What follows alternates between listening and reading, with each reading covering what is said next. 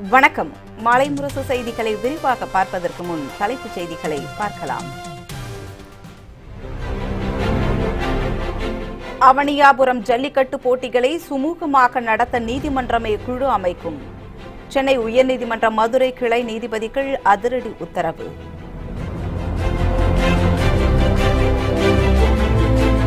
Plastic தடையால் மாற்றுப் பொருட்களுக்கான தேவை அதிகரித்திருப்பதாக முதலமைச்சர் பெருமிதம். மகளிர் சுய உதவி குழுக்களுக்கு கடனுதவி வழங்க வங்கிகள் முன்வர வேண்டும் என வலியுறுத்தல்.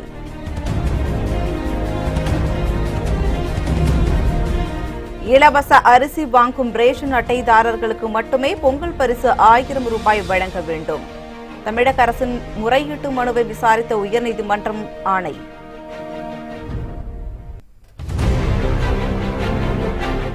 சென்னை மெரினாவில் 2000 கடைகளை அப்புறப்படுத்த வேண்டும் என உயர்நீதிமன்றம் அதிரடி உத்தரவு. புதிய உரிமத்துடன் குறைவான எண்ணிக்கையில் கடைகளை அனுமதிக்கவும் உத்தரவு.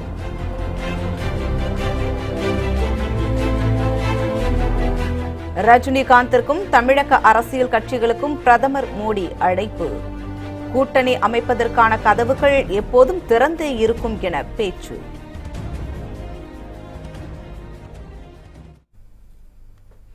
இனி விரிவான செய்திகளை பார்க்கலாம்.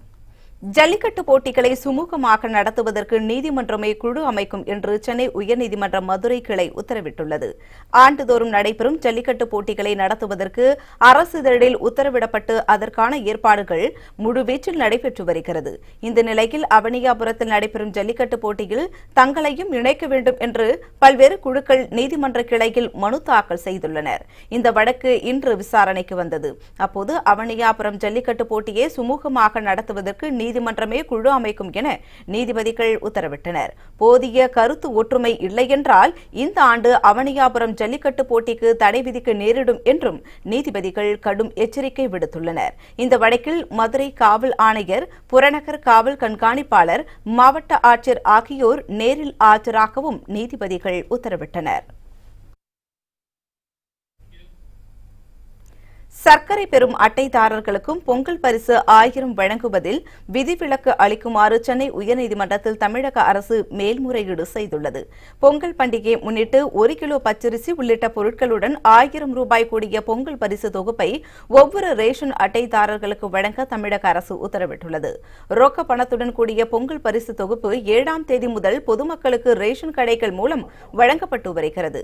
இந்த நிலையில் 1000 ரூபாய் ரொக்கமாக கொடுப்பதற்கு தடை விதிக்க கோரி கோவையை சேர்ந்த டேனியல் என்பவர் சென்னை உயர்நீதிமன்றத்தில் பொதுநல மனுவை தாக்கல் செய்தார். இந்த மனுவை விசாரித்த நீதிமன்றம் வறுமை கோட்டிற்கு மேல் உள்ளவர்களுக்கு 1000 ரூபாய் பொங்கல் பரிசு வழங்க தடை விதித்து உத்தரவிட்டது. இந்த நிலையில் வறுமை கோட்டிற்கு மேல் உள்ளவர்களுக்கு பொங்கல் பரிசாக 1000 ரூபாய் வழங்க தடை விதிப்பை எதிர்த்து அதிமுகவை சேர்ந்த வழக்கறிஞர் பாலசுப்ரமணியன் என்பவர் சென்னை உயர்நீதிமன்றத்தில் முறையீடு செய்தார். இதனை ஏற்க மறுத்த உயர்நீதிமன்ற நீதிபதிகள் தேவைப்பட்டால் உச்சநீதிமன்றத்தை அணுக அறிவுறுத்தினார். இதனிடையே சர்க்கரை பெறும் அட்டைதாரர்களுக்கும் பொங்கல் பரிசு 1000 வழங்குவதில் விதிவிலக்கு அளிக்குமாறு சென்னை உயர்நீதிமன்றத்தில் தமிழக அரசு மேல்முறையீடு செய்துள்ளது.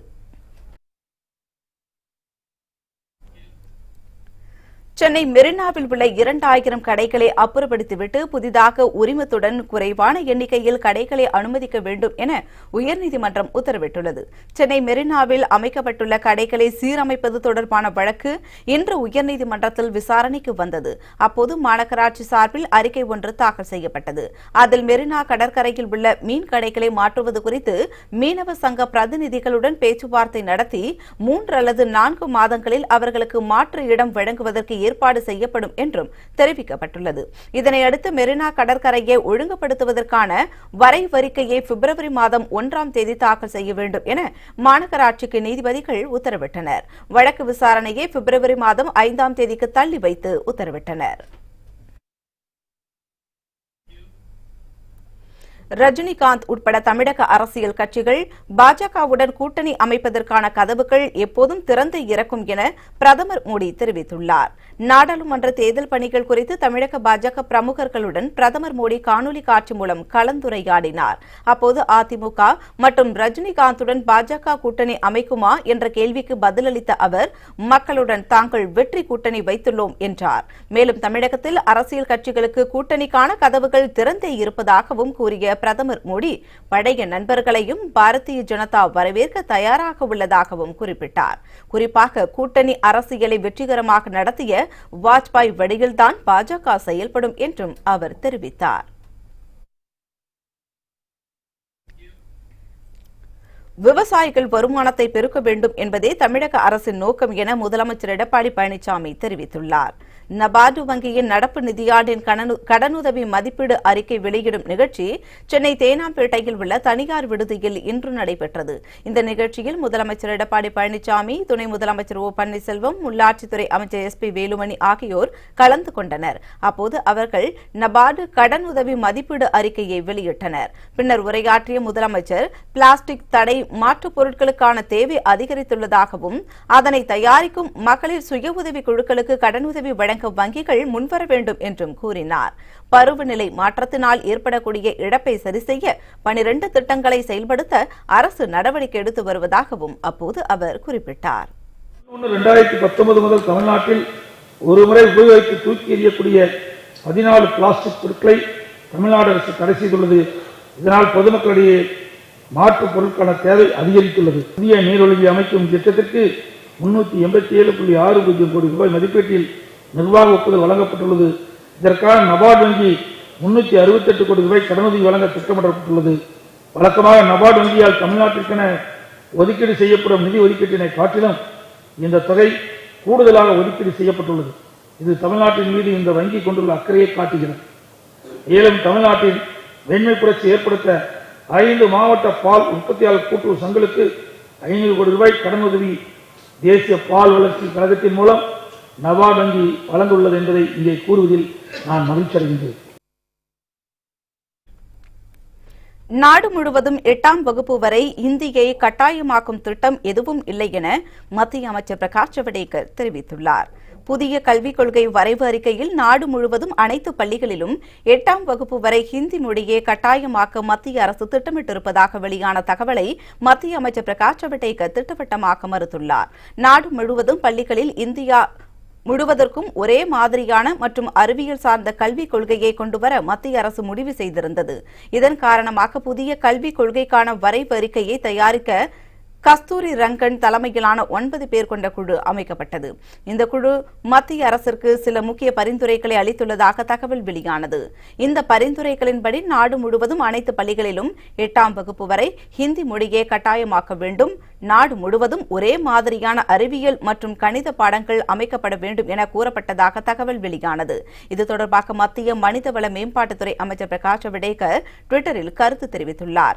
அதில் கஸ்தூரி ரங்கன் கமிட்டி பரிந்துரைத்துள்ள புதிய கல்விக் கொள்கையில் எந்த மொழியை கட்டாயமாக்க வேண்டும் என குறிப்பிடவில்லை என்றும் இது முற்றிலும் தவறான தகவல் என்றும் தெரிவித்துள்ளார்.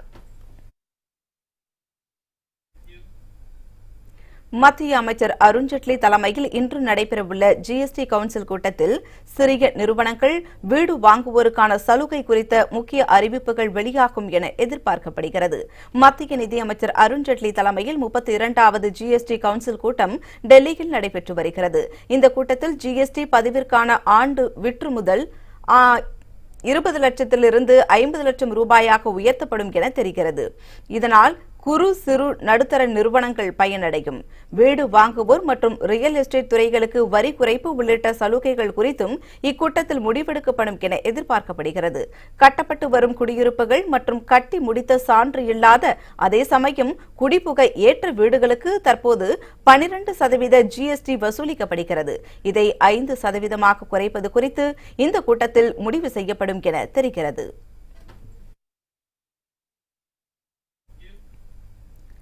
ஆர்கே நகர் இடைத்தேர்தலில் வாக்காளர்களுக்கு பணம் விநியோகிக்கப்பட்ட விவகாரத்தில் கிடைத்த ஆவணங்களை வெளியிட தேவையில்லை என வருமான வரித்துறை தெரிவித்துள்ளது. சென்னை ஆர்கே நகர் இடைத்தேர்தலில் 89 கோடி ரூபாய் அளவுக்கு வாக்காளர்களுக்கு பணம் விநியோகம் செய்யப்பட்டதாக சென்னை உயர்நீதிமன்றத்தில் வழக்கு தொடரப்பட்டது.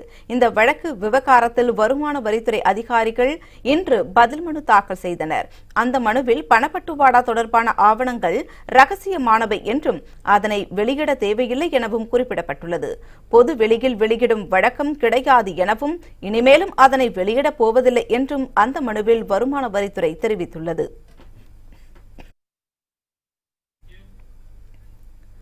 ஒருமுறை பயன்படுத்திவிட்டு தூக்கி எறியும் பிளாஸ்டிக் மீதான தடையை நீக்க சென்னை உயர்நீதிமன்றம் மீண்டும் மறுத்துவிட்டது.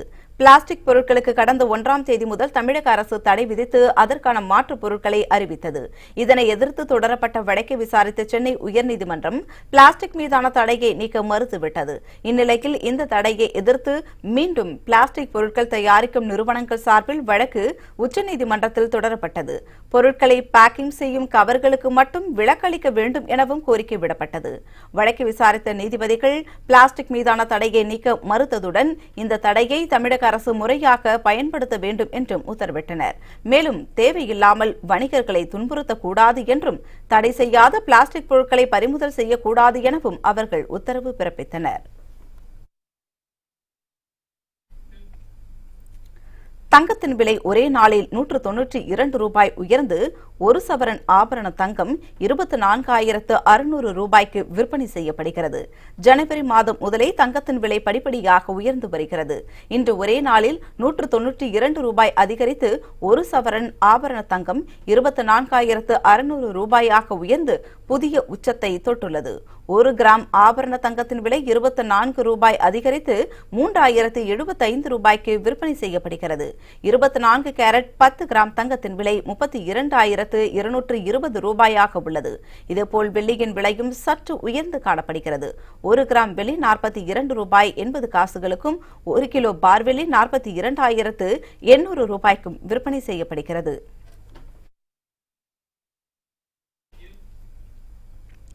மத்திய அமைச்சர் நிர்மலா சீதாராமன் குறித்து அவதூறாக பேசியதாக எழுந்த புகாரில் காங்கிரஸ் தலைவர் ராகுல் காந்திக்கு தேசிய மகளிர் ஆணையம் நோட்டீஸ் அனுப்பியுள்ளது. நாடாளுமன்றத்தில் ரஃபேல் விமானம் தொடர்பாக எதிர்க்கட்சித் தலைவர்கள் கூறிய குற்றச்சாட்டை மத்திய அமைச்சர் நிர்மலா சீதாராமன் உடைத்தெறிந்து உண்மையை வெளிப்படுத்தினார். அப்போது பேசிய காங்கிரஸ் தலைவர் ராகுல் காந்தி நிர்மலா சீதாராமன் குறித்து அவதூறாக பேசியதாக குற்றச்சாட்டு எழுந்தது. ஒரு பெண் ராணுவ அமைச்சராக இருக்கும் நிலையில் அவரை ராகுல் காந்தி அவமதித்துள்ளார் என்றும் இது ஒரு பெண்ணுக்கு ஏற்பட்ட அவமதிப்பு அல்ல, ஒட்டுமொத்த பெண் குலத்தையே அவர் அவமதித்திருக்கிறார் என்றும் மகளிர் ஆணையத்திடம் புகார் அளிக்கப்பட்டது. இந்த விவகாரம் குறித்து விளக்கம் அளிக்குமாறு ராகுல் காந்திக்கு தேசிய மகளிர் ஆணையம் நோட்டீஸ் அனுப்பியுள்ளது.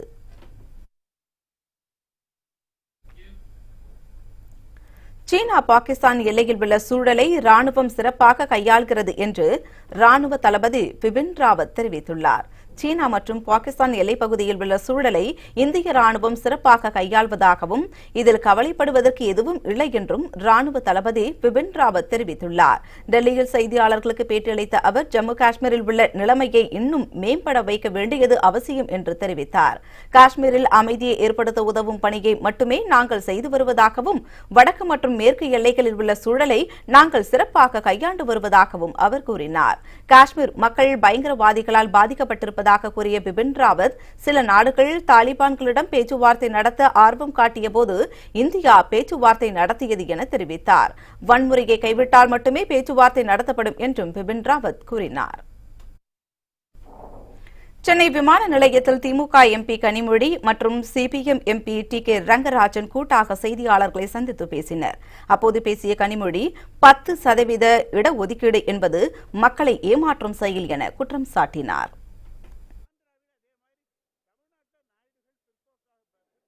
நிலைமைக்கும் இந்திய நிலைமைக்கும் மாநிலத்துக்கு மாநிலம் வித்தியாசங்கள் இருக்கிறது.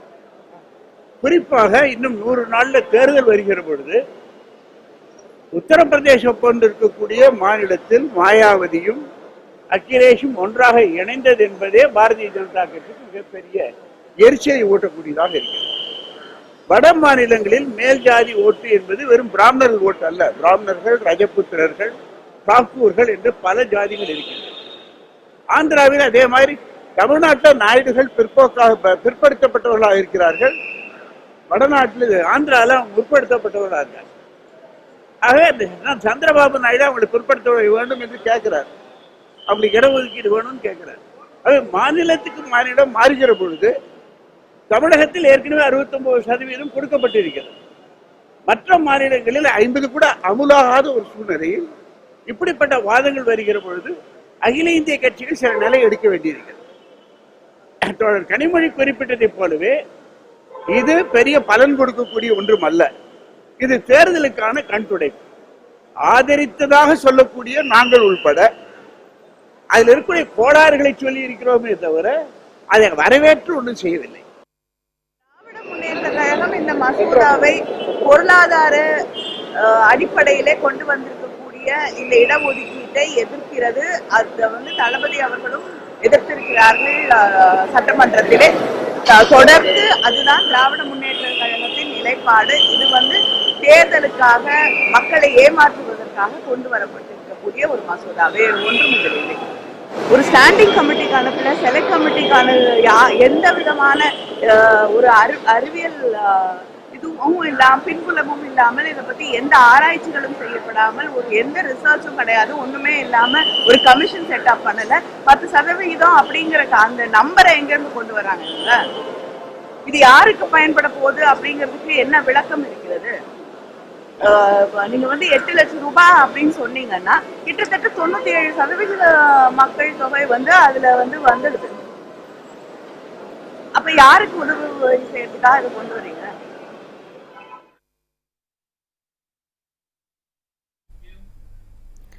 தமிழக அரசு மீது திமுக தலைவர் மு க ஸ்டாலின் பொய்யான குற்றச்சாட்டுகளை கூறி வருவதாக உணவுத்துறை அமைச்சர் காமராஜ் குறிப்பிட்டுள்ளார். திருவாரூரில் செய்தியாளர்களை சந்தித்து பேசிய அவர், கஜா புயலில் பாதிக்கப்பட்டவர்களுக்கு உரிய நிவாரணங்களை தமிழக அரசு வழங்கி வருவதாகவும் குறிப்பிட்டார். கஜா புயலில் பாதிக்கப்பட்டவர்கள் அத்தனை பேருக்கும் பாதிக்கப்பட்ட இடங்களிலெல்லாம் அவர்களுக்கு உரிய நிவாரணங்கள் வழங்கப்பட்டிருக்கிறது, வழங்கப்பட்டு வருகிறது. இதைத்தான் மாண்புமிகு முதலமைச்சர் அவர்கள் சொன்னார்கள். இது பாதிப்பு என்பது மிகப்பெரிய பாதிப்பு. கணக்கெடுப்புகள் இவையெல்லாம் முடிந்ததற்கு பின்னால் இன்றைக்கு மக்களிடத்தில் பொருளையும் அதுக்குரிய பணத்தையும் கொண்டு சேர்த்துக் கொண்டிருக்கிறோம்.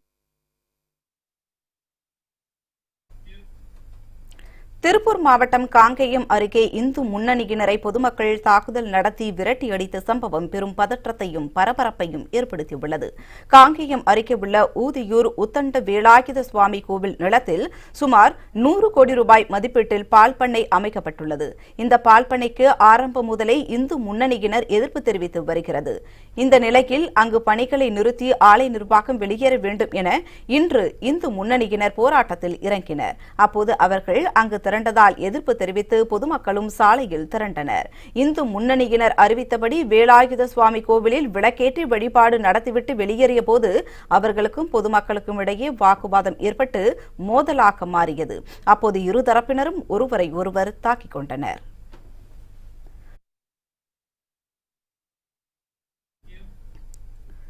சென்னையில் 4 கோடியே 13 லட்சம் ரூபாய் மதிப்பிலான 13.5 கிலோ தங்கம் கொள்ளையடித்தவர்களை போலீசார் கைது செய்தனர். பழைய வண்ணாரப்பேட்டையை சேர்ந்தவர் சந்தோஷ்குமார். இவர் தன் வீட்டு அருகில் அடகு கடை நடத்தி வருகிறார். கடந்த 6ஆம் தேதி சந்தோஷ்குமார் அடகு கடையை லாக்கரில் பூட்டிவிட்டு மறுநாள் காலை திறந்து பார்த்துள்ளார். அப்போது அதில் வைக்கப்பட்டிருந்த 13 கிலோ தங்க நகைகள், 65 கிலோ வெள்ளிப் பொருட்கள் மற்றும் 40,000 ரூபாய் திருடு போயிருந்தது. மேலும் கடையில் வைக்கப்பட்டிருந்த சிசிடிவி கேமராக்களின் இணைப்புகள் துண்டிக்கப்பட்டிருந்தன. அதை கண்டு அதிர்ச்சியடைந்த சந்தோஷ்குமார் போலீசாரிடம் புகார் அளித்தார். தெருவில் பொருத்தப்பட்டிருந்த சிசிடிவி கேமராவில் கொள்ளையர்கள் ஆட்டோவில் தப்பிச் சென்றது பதிவாகியிருந்தது. இதையடுத்து தனிப்படை அமைத்து போலீசார் நடத்திய தேடுதல் வேட்டையில் விஜயவாடாவில் பதுங்கியிருந்த கொள்ளையர்கள் கைது செய்யப்பட்டனர். குறுக்குப்பேட்டையில் சந்தோஷ் அப்படின்றவர் ஒரு ஜுவல்லரி ஷாப் நடத்திட்டு வர்றாரு. அவர் கடையில் வேலை பார்த்த ஒருத்தர் ஹன்ஸ்ராஜ் என்ற ஒரு டிசம்பர் மாதத்தோட வேலையிலேருந்து நின்றுறாரு. இந்த சூழ்நிலையில் கடந்த 6ஆம் தேதி இரவு அவரோட அடகு கடை பான் புரோக்கர் ஷாப் நடத்திட்டு வர்றாரு. அந்த அடகு கடையிலிருந்து சுமார் 13.5 கிலோ தங்கமும் 65 கிலோ வெள்ளி பொருளும் காணாமல் போச்சு அப்படின்றத குறுக்குப்பேட்டை காவல் நிலையத்தில் கம்ப்ளைண்ட் கொடுக்குறாரு. அவர் கம்ப்ளைண்ட் கொடுக்கும்போதே அவர் இந்த மாதிரி ஹன்ஸ்ராஜ் மேலே தான் சந்தேகம் இருக்குன்னு சொல்லிட்டு சொல்கிறாரு. ஒரு பர்டிகுலர் ட்ரெயினில் அவர் போகிறதா எங்களுக்கு நம்பத்தகுந்தமான தகவல் வந்துச்சு. திரு காந்தி மற்றும் குமார் அவங்களோட உதவினால இந்த 2 குற்றவாளிகளையும் கைது பண்ணோம். அவர் கூட இருந்த ஒரு நபர் வந்துட்டு அவரோட தம்பி, அவர் பெங்களூர்ல பானிபூரி கடை வச்சிருக்கிறாரு.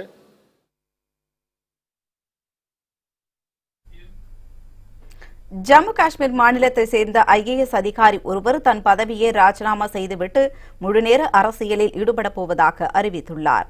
ஜம்மு காஷ்மீர் மாநிலத்தை சேர்ந்தவர் ஷா ஃபைசல். டாக்டரான இவர் கடந்த 2009 சிவில் சர்வீஸ் தேர்வு எழுதி IAS அதிகாரியாக தேர்வானார். ஜம்மு காஷ்மீர் மாநிலத்தில் பல்வேறு துறைகளில் பணியாற்றினார். இந்நிலையில் அவர் தன் பதவியை ராஜினாமா செய்துள்ளார். இது தொடர்பாக தனது முகநூல் பக்கத்தில் பதிவிட்டுள்ள அவர், காஷ்மீரில் தொடர்ந்து படுகொலைகள் நடந்து வருவதாகவும் இதை தடுக்க மத்திய அரசு எந்த நடவடிக்கையும் எடுக்கவில்லை என்று குற்றம் சாட்டியுள்ளார். இதனால் IAS அதிகாரி பதவியை ராஜினாமா செய்துவிட்டு முழுநேர அரசியலில் ஈடுபடப் போவதாகவும் அவர் அறிவித்துள்ளார். ஷா ஃபைசலின் இந்த முடிவுக்கு ஜம்மு காஷ்மீர் முன்னாள் முதல்வரும் தேசிய மாநாட்டு கட்சியின் துணைத் தலைவருமான உமர் அப்துல்லா வரவேற்பு தெரிவித்துள்ளார். இதையடுத்து ஷா ஃபைசல் தேசிய மாநாட்டு கட்சியில் இணையவுள்ளதாக தகவல்கள் வெளியாகியுள்ளது.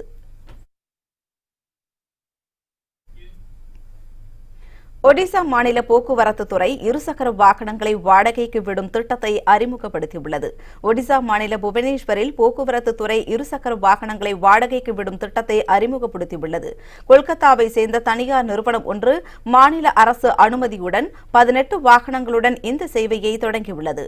வாகனங்களின் தரத்தை பொறுத்து 1 மணி நேரத்திற்கு 36 ரூபாய் முதல் 100 ரூபாய் வரை வாடகை வசூலிக்கப்படுகிறது.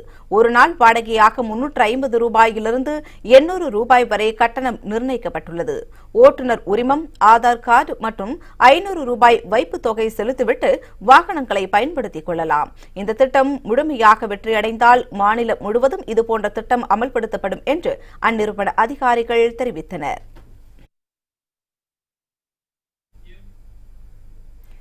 குஜராத்தில் காற்று வீசும் மார்கழி மாதத்தில் காற்றாடி திருவிழா களை கட்டுவது வழக்கம். சூரத் நகரில் 17 நாடுகளை சேர்ந்தவர்கள் காற்றாடி விடும் போட்டியில் கலந்து கொண்டனர். சர்வதேச காற்றாடி திருவிழாவை காண ஏராளமானோர் திரண்டிருந்தனர். பல வகையான காற்றாடிகள் வானத்தை அலங்கரித்தன. உறுதியான மாஞ்சா கயிறுகளால் காற்றாடிகளை உயர உயர பறக்கவிட்டனர். பார்வையாளர்களுக்கு இது கண்கொள்ளா காட்சியாக இருந்தது. வேலூர் மாவட்டத்தில் பேட்ட திரைப்படம் வெளியானதை அடுத்து கொண்டாட்டத்தில் ஈடுபட்ட ரஜினி ரசிகர் ஒருவர் தீக்காயங்களுடன் மருத்துவமனையில் அனுமதிக்கப்பட்டுள்ளார்.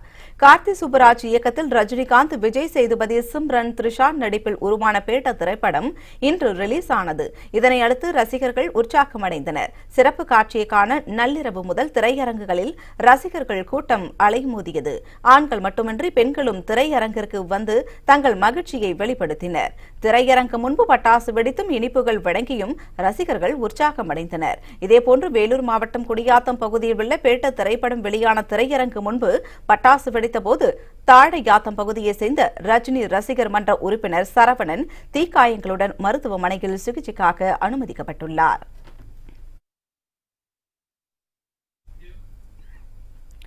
இந்திய பெருங்கடலில் எந்த நேரத்திலும் 6 முதல் 8 சீன கப்பல்கள் இருப்பதாக இந்திய கடற்படையின் தளபதி அட்மிரல் சுனில் லாம்பா தெரிவித்துள்ளார்.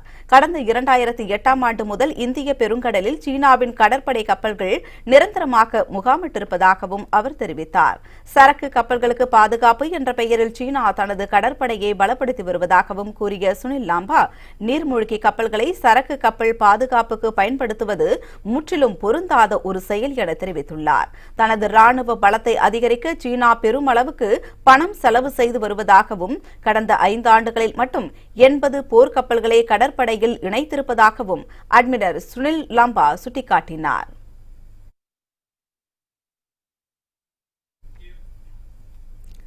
அமேசான் நிறுவனத்தின் தலைவர் ஜெஃப் பெசோஸ் தனது மனைவியை விவாகரத்து செய்ததாக அறிவித்துள்ளார்.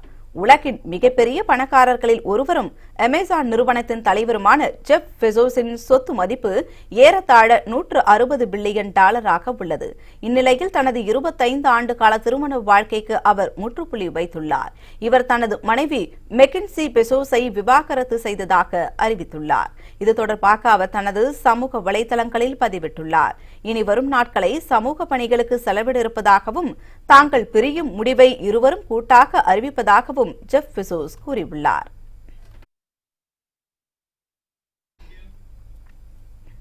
சபரிமலையில் கொல்லத்தை சேர்ந்த 36 வயது இளம்பெண் சுவாமி தரிசனம் செய்துள்ளதாக தகவல் வெளியாகியுள்ளது. சபரிமலையில் சுவாமி தரிசனம் செய்ய விரும்பும் இளம்பெண்களுக்கு உதவி செய்யும் வகையில் புதுயுக கேரளம் என்ற முகநூல் கூட்டமைப்பு செயல்பட்டு வருகிறது. இந்த கூட்டமைப்பின் உதவியுடன் சபரிமலையில் கொல்லத்தை சேர்ந்த இளம்பெண் சுவாமி தரிசனம் செய்துள்ளதாக தகவல் வெளியாகியுள்ளது. இது தொடர்பாக அந்த கூட்டமைப்பு சார்பில் முகநூலில் குறிப்பிடப்பட்டுள்ளது. அதில் கொல்லம் மாவட்டம் சாத்தனூரை சேர்ந்த மஞ்சு என்ற 36 வயது இளம்பெண் இருமுடி கட்டுடன் 18ஆம் படி வழியாக சன்னிதானத்திற்கு சென்றதாகவும் நெய்யாபிஷேகம் உட்பட பூஜைகளில் பங்கேற்று சுவாமி தரிசனம் செய்தார் எனவும் தெரிவிக்கப்பட்டுள்ளது.